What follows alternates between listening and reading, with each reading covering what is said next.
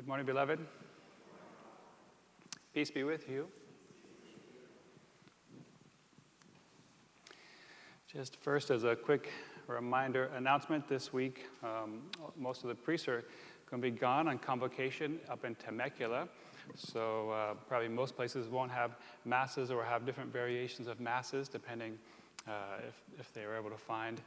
There's a few priests not going, like Augustinians are not going up there, or just some of those who are not Roman Catholic. So like we have Father Yuri on Tuesdays, so he'll still be here tomorrow. So basically we'll have Mass here today, tomorrow, and Friday, and Wednesday, Thursday will be communion service by one of the deacons. So just so you know, here, other places they do whatever they could do, huh? So what a blessing to have Father Yuri, huh? Full-time hospital chaplain, not Roman Catholic, Ukrainian Catholic, so he won't be up there gallivanting around with us. He'll be down here working hard still. So it'll be nice that he can offer a Mass for you guys. Okay, today we just want to shortly, briefly look at the Gospel.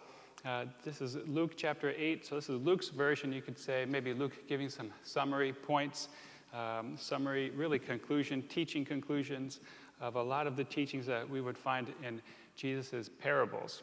So actually, if you did really slow, close reading on each of these sentences today in our passage, then and you think about it, there should be at least one, if not more, parables of Jesus that begin to come to your mind.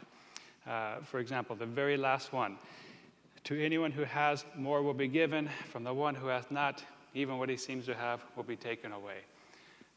Maybe that would remind us of one of the teaching conclusions Jesus gave on the parable of the talents, right? And that one person who hid his talent because he was afraid of his master and just buried it. And then when his master came back, he unburied it and gave it back to him. And he said, "You wicked, lazy servant, didn't even put my money in a bank," you know? And so he said, take what he has and give it to the one who has more. So these are kind of quick little, you could say, conclusions of some of the teaching parables that Jesus had. We just look at the first one and break it open a little bit. It's very common for us. No one who lights a lamp conceals it with a vessel or sets it under a bed. Rather, he places it on a lampstand so that those who enter may see the light. So we have light, a lamp, and a lampstand. And this should connect us right away to two different teachings. One is that Jesus himself says, "I am the light of the world." Or even at the very beginning of the Gospel of John, John introduces Jesus as the light and life of mankind. So Jesus is the light of the world. And then later on, as Jesus is growing up and training disciples, he looks at the disciples and says, "Now you are the light of the world." Right? Meaning they've begun to receive his light and reflect his light in the world. So we can become the light of the world as well because we have the light of Christ inside of us, huh? So we have a beautiful image of this at Easter Vigil, of what this light of the world looks like and what it does and is supposed to do. And then as it comes, it touches us. And as we become the light, and then as we touch others, and then they also become the light. So if you've ever been to Saturday Easter Vigil, it's supposed to be completely dark, and the only light that is shown is the Paschal candle in the back, the giant candle of Christ. So that is representing Christ, the light of the world, coming into the darkness of the world. And so as he is proclaimed, Christ, the light of the world, and we say, thanks be to God, and slowly we begin to light our candles, our lives, with his life, and then we become light, right? And depending on where you're sitting in your perspective, you should be able to see, or especially we can see from up here, the light of Christ beginning to spread to other lights throughout the congregation, huh? It's the light of Christ spreading to other lights, to other lives throughout the world. That's what's supposed to happen. It's not what always happens, right? So when you have light in the darkness, People are attracted to the light usually because they want warmth, they want to be able to see, there's less confusion when there's light instead of darkness. And less they're doing wicked things, then they want the darkness. They want to hide, they want cover up, right? Thieves usually don't rob in broad daylight, huh? Usually they wait till nighttime. So this is what some of the joys and challenges. If you and I we're connected to Christ and we become the light and the world like Christ, people will be drawn to us. What they're really drawn to is the light of Christ within us, right? And a lot of times, sometimes people are drawn to us and then they want to just hang around, you know? And they kind of pull from our energy, pull from our light, or bask in the light that we're shining, the light of Christ that we're shining, but they're not really taking responsibility to become lights themselves, huh? They just want to hang around and kind of take up our light, and they end up getting in the way and blocking the light from shining out more, huh? That becomes a big drain. They're supposed to come, connect, learn, change, grow. They're supposed to get lit themselves from us so that they begin to carry the light of Christ. And the light spreads in the world. So this is one of the frustrations that we can face as Christians. Honestly, this is one of the reasons we might not want to shine our light. Right? Because this is how I feel sometimes. I'm very quiet, introverted naturally, forced out here. Why? Because Jesus is the light, I'm the lamp, and and this parish is the lampstand. God hung me up here on the lampstand, so I got to stay here on this, and I got to stand and shine. And the problem is, the more I pay attention to Christ, the more He shines through my life, the more people come, and they drain my energy. So then I try to check out and hide, so there's less light shining, so people will go away. And then I say, okay, Lord, I gotta let you shine. And I turn back to the Lord, let Him shine more. And the people come again, and they pull on me and drain me again. And then I try to cover the light again. Why? Because honestly, most people are not coming to get lit themselves. They're just coming to take and block and absorb the light, and it just drains the life out of you. If people would come and actually become disciples, even today, this is the whole purpose of priesthood, the whole purpose of having leaders in the church. Any leadership position is not that they're doing something for you, but that they are coming and they're being like St. Paul, who said, imitate me as I imitate Christ. I'm going to mentor you as I was mentored. I'm going to disciple you as I was discipled. I've got to give you Christ, the light of the world, like I was given Christ, the light of the world.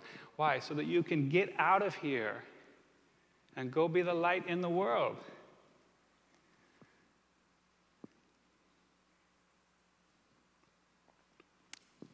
If that whole process is working, and people are coming, and they're getting connected, and they're being mentored, and they're getting lit with the light of Christ, and then they're going out and doing what they were taught, then the light keeps spreading out there. The process works. It grows. It's not draining. When people are coming and they're not being lit, so they have nothing to shine out there, they're just coming, receive, absorb, but they're never getting lit. They want to gather around the light and be seen around the light, but they don't actually want to become the light. They're just draining the life out of the person.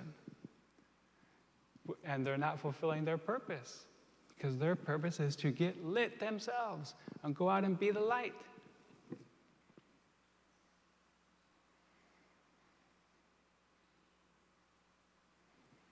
So the question is, if you've been lit, it's the same question I asked myself. If you've been lit, you're the lamp with the light inside you, are you letting the light shine?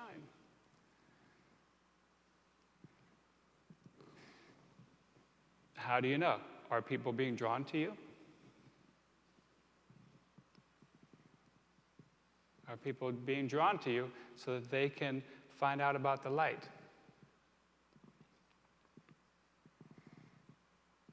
So they can first, just bask in the light and learn about the light, and then at some point, you have to light them.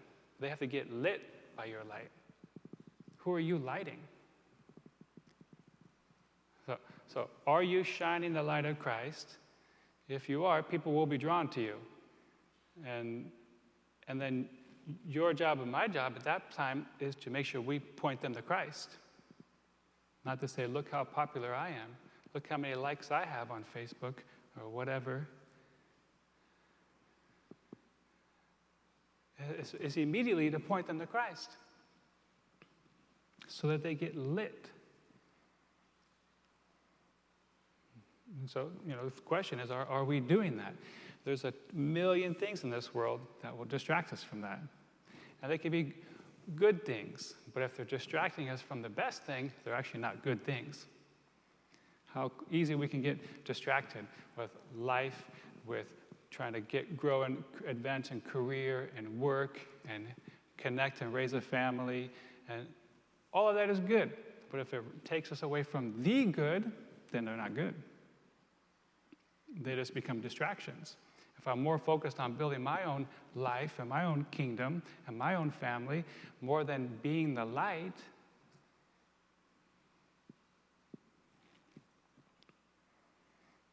and that's our number one sin.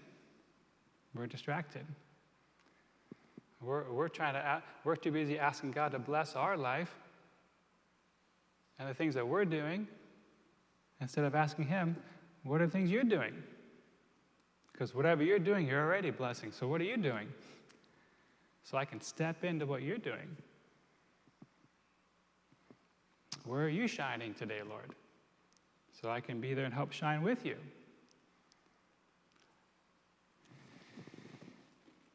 That's our biggest question today. Number one, are you lit? Do you have the life of Christ inside you? You should, because you've received the sacraments. But you got to keep the flame stirred up.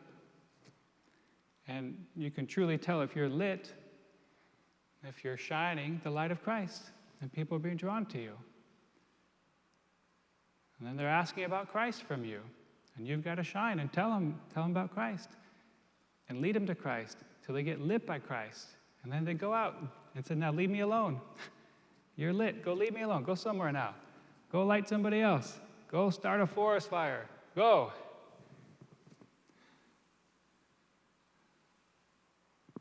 That's one of the negative consequences of parishes. People keep coming to the same old parish over and over and over. They get, keep coming, getting fed, coming, getting fed, coming, getting fed.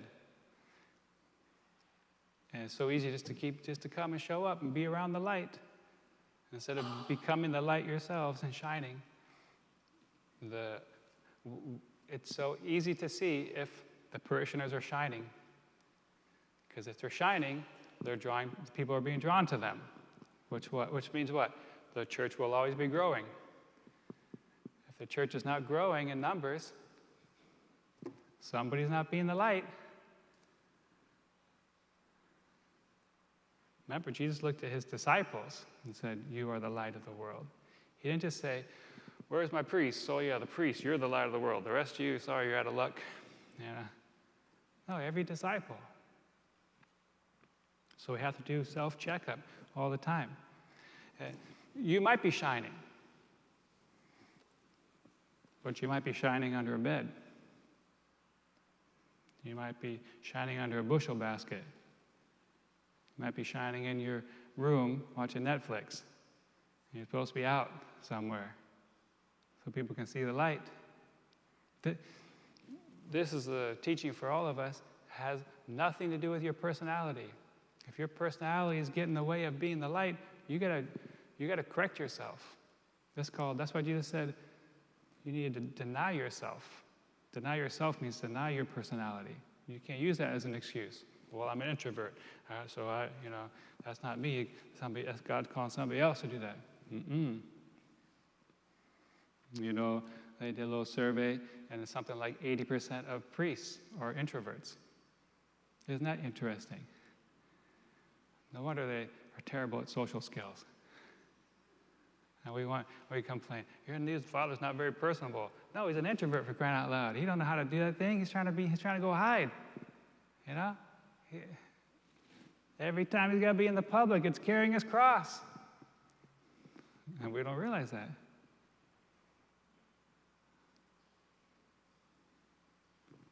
So, no excuse. If you're lit, are you shining? And are you shining out in the open, so people see? And here's the other test. It was our verse before the gospel. Let your light shine before others, that they may see your good deeds and glorify your heavenly Father. People should be drawn to us, and then when they are drawn to us, they should be glorifying our heavenly Father. If you and I don't hear people around us praising God because of His light shining through us, then guess what? We're doing something wrong. And we need to change. We need to self-check-up so we change. When was the last time you heard somebody come around and say, thank God for you. What you're doing is amazing, and I'm so grateful to God that you're doing this. I'm so grateful to God that you said yes, and that you're following Jesus, and that you're shining His light in the world. When was the last time somebody said that to you? Hopefully it was recent. If you haven't heard that recently, you have to do self-checkup. You're hiding. You're hiding the light of Christ. Well, so much for a brief reflection. That'll keep you going all week since I won't be here, huh? Let's stand and turn our prayers to our Heavenly Father, especially thankful that He trusts us to carry His light, and hopefully we will learn how to do that better this week.